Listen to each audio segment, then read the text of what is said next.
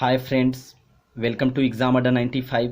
मैं दीपक सायगल और उपस्थित हूँ कुछ इम्पोर्टेंट न्यूमेरिकल को लेकर जो पिछली बार एग्ज़ाम में एएलपी ग्रुप डी में पूछा गया था। बहुत ही इम्पोर्टेंट है, आने वाले एग्ज़ाम में भी पूछा जा सकता है, तो प्लीज़ इसको कंप्लीट कीजिए। पहला प्रश्न है, 20 सेंटीमीटर की वक्रता त्रिज्या वाले अवतल दर्पण की फोकस दूरी क्या होगी।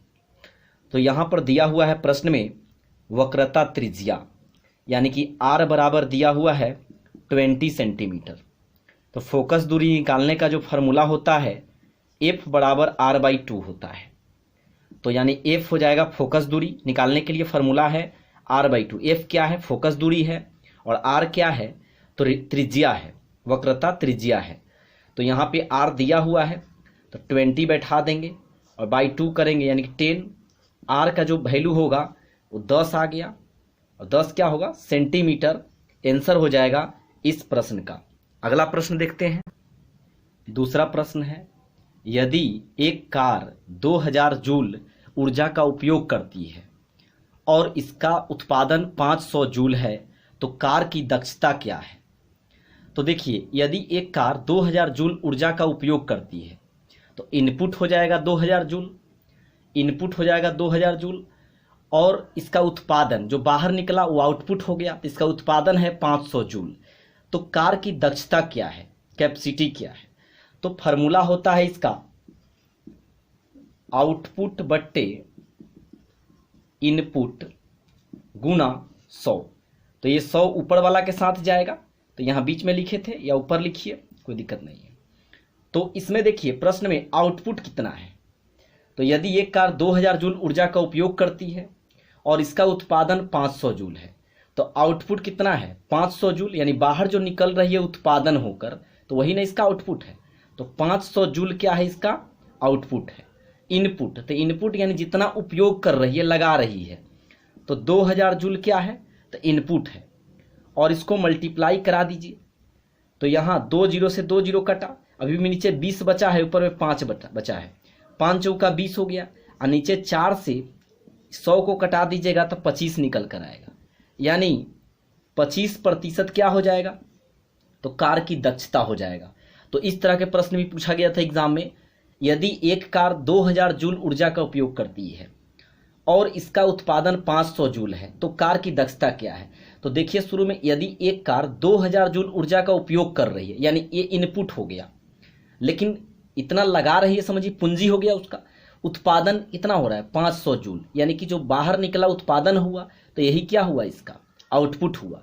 तो आउटपुट बट्टे इनपुट मल्टीप्लाई 100। आउटपुट है 500 जूल रख दिए, इनपुट है 2000 जूल, गुना 100। 500 चौका 2000 कट गया, और 4 से 100 कटेगा तो 25 बार में, यानी कि 25% कार की दक्षता हो जाएगा। तीसरा प्रश्न की ओर हम लोग बढ़ते हैं। तीसरा प्रश्न है हम लोगों का, एक वस्तु 3 सेकेंड में, एक वस्तु 3 सेकेंड में 23 मीटर और फिर 2 सेकेंड में 15 मीटर की यात्रा करता है। कोई ऑब्जेक्ट है, वस्तु है, 3 सेकेंड में 23 मीटर और 2 सेकेंड में 15 मीटर की यात्रा करता है, तो वस्तु की औसत चाल क्या होगी। तो औसत चाल निकालना है। तो देखिए, औसत चाल बराबर फॉर्मूला क्या होता है? औसत चाल बराबर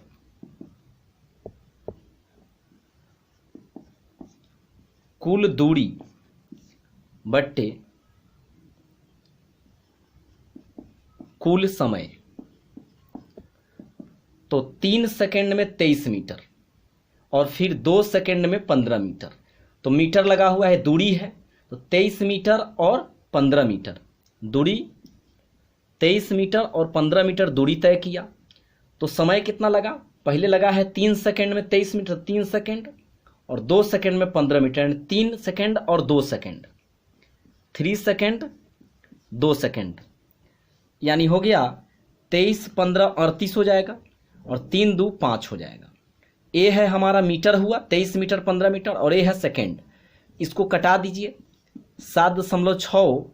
तो करेक्ट आंसर होगा इस प्रश्न का 7.6 मीटर पर सेकेंड होगा। अब ऑप्शन में आपको ए रहेगा तो ये मारिएगा, या ए मीटर पर सेकेंड, तो ये नीचे में है, ऊपर जाके -1 हो जाएगा, लेकिन इनटू के साथ। कैसे हुआ इसको देख लेते हैं। मीटर पर सेकेंड था, इसको हम लिख सकते थे मीटर 1/s लिख सकते थे, और ये जब ऊपर जाएगा तो -1 बना लेगा। तो दोनों रूप में आपको इस तरह भी दे सकता है, ऑप्शन में इस तरह भी दे सकता है। तो प्लीज ऑप्शन में जो आएगा उसको बनाइएगा। अगला प्रश्न की ओर बढ़ते। चौथा प्रश्न है, एक वस्तु 4 सेकंड में 25 मीटर और 2 सेकंड में 15 मीटर की यात्रा करती है, तो वस्तु की औसत चाल ज्ञात करें। अभी तीसरा प्रश्न जो देखे थे सेम उसी पर है। तो पहले हम औसत बराबर लिख लेते हैं फॉर्मूला। औसत चाल बराबर फॉर्मूला क्या होता था, कुल दूरी बट्टा द है कुल समय।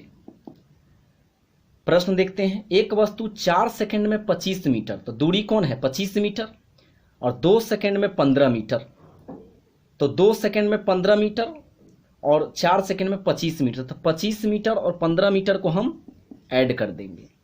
और समय कितना लगा है 4 सेकंड और 2 सेकंड 6 सेकंड, तो 6 से ये हो गया हमारा मीटर में होगा, निकलेगा ऐड करके, तो ये भी मीटर था ये सेकंड था। 25 15 40/6 हो जाएगा, 40/6 मीटर सेकंड। अब इसको काटेंगे 40/6 को, तो 20 दूनी 40 और 3 दूनी 6, अब 20/3 को भागा लगाएंगे तो 6.67, ऊपर वाला मीटर था और नीचे सेकंड था, तो मीटर पर सेकंड, या हम लिख सकते हैं 6.67 ms के पावर -1। तो समझ में आ गया। अगला प्रश्न की ओर बढ़ते हैं। प्लीज वीडियो को लाइक कर दीजिएगा और चैनल को अगर सब्सक्राइब नहीं किए हैं तो सब्सक्राइब कर दीजिएगा और दोस्तों के बीच शेयर कीजिएगा।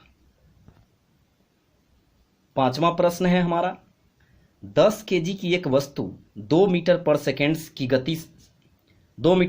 की गति से आगे बढ़ रही है। 10 kg ग्राम यानी किलोग्राम मास हो गया द्रव्यमान। 10 kg की एक वस्तु 2 मीटर पर सेकंड से गति कर रहा है, 2 मीटर पर सेकंड की गति से आगे बढ़ रही है, तो वस्तु की गतिज ऊर्जा क्या है। तो गतिज ऊर्जा से संबंधित 2 फार्मूला को अब देख लीजिए। तो दोनों फार्मूला में से किसी न किसी पर प्रश्न बैठता है और बन जाता है। गतिज ऊर्जा का फार्मूला 1/2 mv² होता है।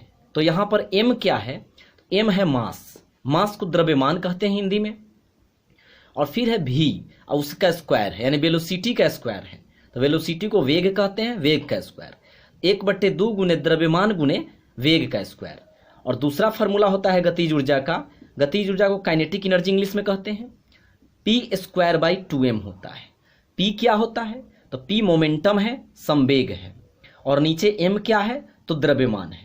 तो यहां पर देखते हैं दिया क्या हुआ है, 10 kg की एक वस्तु यानी kg द्रव्यमान दिया हुआ है और मीटर पर सेकेंड यानी वेग दिया हुआ है, यानी कि आपको द्रव्यमान दिया हुआ है और वेग दिया हुआ है और गतिज ऊर्जा पूछा है। तो यहाँ पे संवेग की तो चर्चा नहीं हुआ है, तो ये फार्मूला यहाँ पर नहीं लगेगा। तो गतिज ऊर्जा बराबर लगेगा फार्मूला 1/2 mv²। गतिज ऊर्जा को इंग्लिश में काइनेटिक एनर्जी कहते हैं। तो गतिज ऊर्जा निकालना है तो फार्मूला हो जाएगा 1/2 mv²।